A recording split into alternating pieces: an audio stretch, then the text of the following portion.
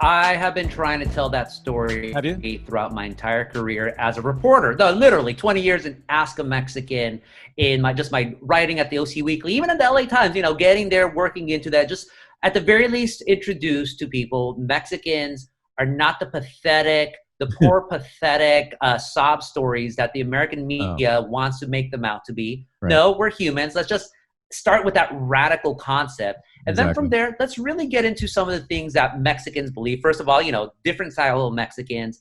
And then, the Mexicans that I could talk about the most is like my type of Mexicans, where my parents from, which are these rural Mexicans Mm. that, they would have easily been Republican if it wasn't for stupid Republicans in California talking all sorts of shit on illegal immigrants in the Right. 1990s. And it's something, especially being in Orange County, which, was the epicenter for a lot of this. I'm like, guys, and it's always guys, you're doing this wrong. Pay attention to what I have to say. And they never did it. And that's why, historically, at least for the past decade, Republicans have faced as many problems as they have in California. And even with this whole phenomena, now the American media is like, oh my God, how could Latinos possibly vote for Trump? Isn't Trump evil or whatnot? And I'm like, not for all Latinos, number one. Number two, not all Latinos are leftists. In fact, I would argue that most Latinos are not Not. leftists. Yeah. That is the great myth. And that's a myth, though, by the way, that was self-propagated in many ways by Republicans. So it's all on them, man. If they don't want to, Reagan knew it better than anyone else, and W to a lesser extent. W, If you don't yeah. want to listen to them, that's on you, folks. Yeah. Wow. Okay. So you could have reformed the Republican Party and made them a majority party in California, Gustavo. You could have done this on your own, right? If they listened to you, right? I mean, that's kind of what you're saying, actually, isn't it? I am now registered as a Democrat because I lost a bet in 2018, and if I make a bet, I don't know. Well, really quickly, the bet before that, I was always declined to state, and I voted I literally voted for whoever I thought was a better candidate. So I voted Libertarian, I voted Green, I voted Democrat, some Okay. Republican as well, depending on what it was. So in 2018, I go to the Laguna Woods Democrats. Laguna Woods being the senior community down here in Orange County, totally cool people. I mean, they're actually most of those folks are red diaper babies. So their parents were Oh, Jewish communists during the 1930s. So gotcha. it's cool to talk to them. Like if we have really great Yeah. conversations.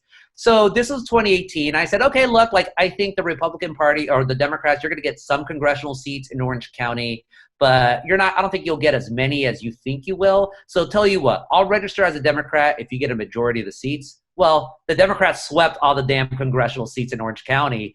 And I'm like, fuck, now I have to register as a Democrat. But I made a promise, especially those people. They've always been very kind to me. They've been great sources of stories. So we did this whole party. Hey, Gustavo's a Democrat. And not only is he a Democrat, he's a Laguna Woods Democrat.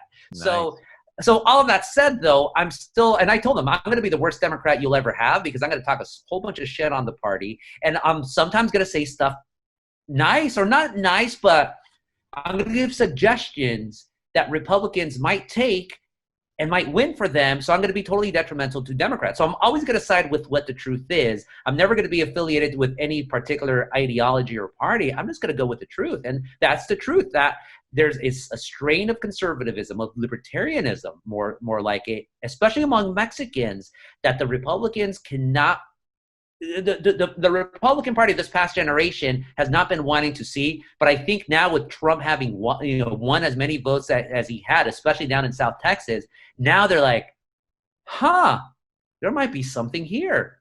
And the Democrats, of course, are like, no. I was actually it wasn't a debate. I mean, it was a conversation on some NPR station, and I was talking with a Latina, and we're talking about the Latino Trump vote, and she's like, who cares about them? Who cares? Like, the real story is how many Latinos voted for Democrats. I'm like, who cares? Yeah. Famous last words. And she was so dismissive of these Latino Trumpers that I'm like, all right, I don't pay attention to what I'm saying. I've made a career out of being a Cassandra, or in Spanish, you can make it male. So Cassandro. I've been a Cassandro now for 20 years, and no one ever listens to me, both on the left and right, and I get proven right on many things again and again and again. So good luck with that. Yeah, man. People should listen to you more. Certainly the Republicans. So what was that? Yeah, what did Trump get again for the Latino vote this time? It was huge. I mean, for him.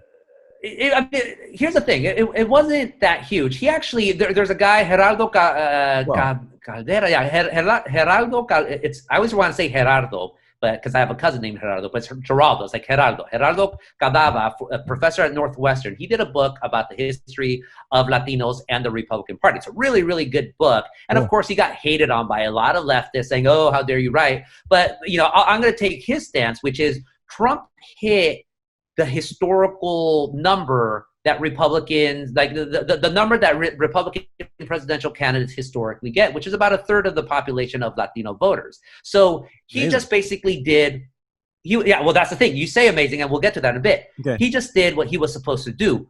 But what makes it so amazing is, number one, he gained on his 2016 numbers. And number two, he gained that much even though he had to go through 4 years of people saying Trump is the worst thing that has happened to Latinos ever. Since, American imperialism policy. This guy is the devil. This guy is a vampire that's going to destroy your families. And so the fact that he got so many Latino voters for that, and like, to me, that's what's historic.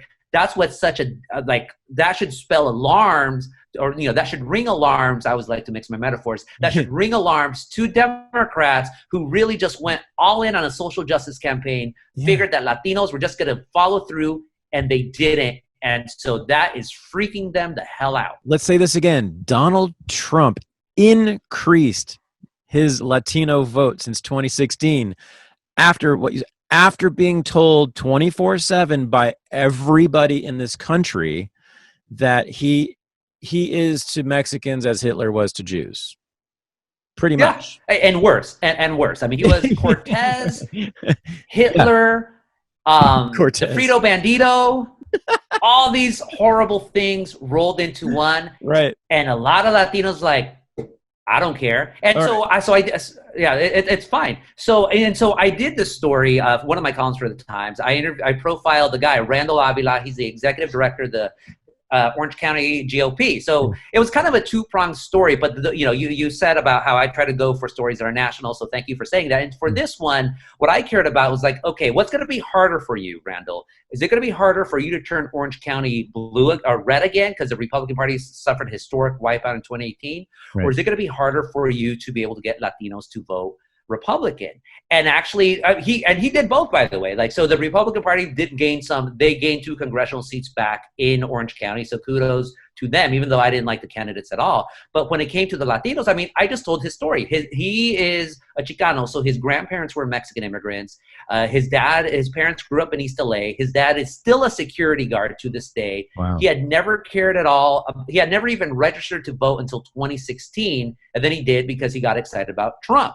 And for him, it was all about, hey, I'm a security guard. I'm Second Amendment guy. The Democratic Party, they want to take away my guns. No. His mom was, the way Randall described his mom, a little bit more liberal, but devout Catholic. So for her, it's all about abortion. And for her, like, I'm going to go for Trump, even though I don't like him, but he's going to defend, he's going to try to, scale back Roe v. Wade far more than the Democrats. So he did that. And that's where I introduced, something that's been, rumbling around in my mind for years, but I'm like, I got to put it out there to force myself to really flesh this out. But this term of rancho libertarianism, rancho being a village, villages in Mexico, so rural villages, and libertarianism. So I made this argument that, especially with Mexican Americans, there is always going to be this streak of independence. Forget the social conservatism, because that could happen anywhere, especially with the elites, whether they want to admit it or not. But in the small town, it's like, leave me alone. I want my guns. I want to say what I want to say. I want to believe what I want to believe. I don't need to be told that my old ways, that machismo is toxic, that I have to defend my cishet normality, whatever the hell cishet is. Leave me alone. Like, let me be. Don't fence me in. So I did the story, and it's funny because a lot of people are like, "Whoa, I never thought of it this way." But you have something going on there. And then, of course, you have Democratic pollsters like, "Hell no, here's Gustavo again, trying to fuck with shit, making these wild pronouncements. That's not true at all." And what ended up happening, of course, Trump ended up winning those counties down in South Texas, which are like 90. These are the most Latino counties in the United States, 95% Latino. And everyone is just surprised. Oh my God, how did this could happen? But those of us who know, it's like, dude, the border, like, 50% of the Border Patrol is Latino. And Yeah. now I don't like the Border Patrol at all, but when you're a poor Texan down in South Texas and the Border Patrol can pay you good money and give you insurance, well, you're gonna lock in with them. And then you have a president like Trump who says, like, I love the Border Patrol when everyone else is calling you a sellout, a bandido, and trash. Well, of course you're not gonna go for Biden. You're gonna go for Trump. Right.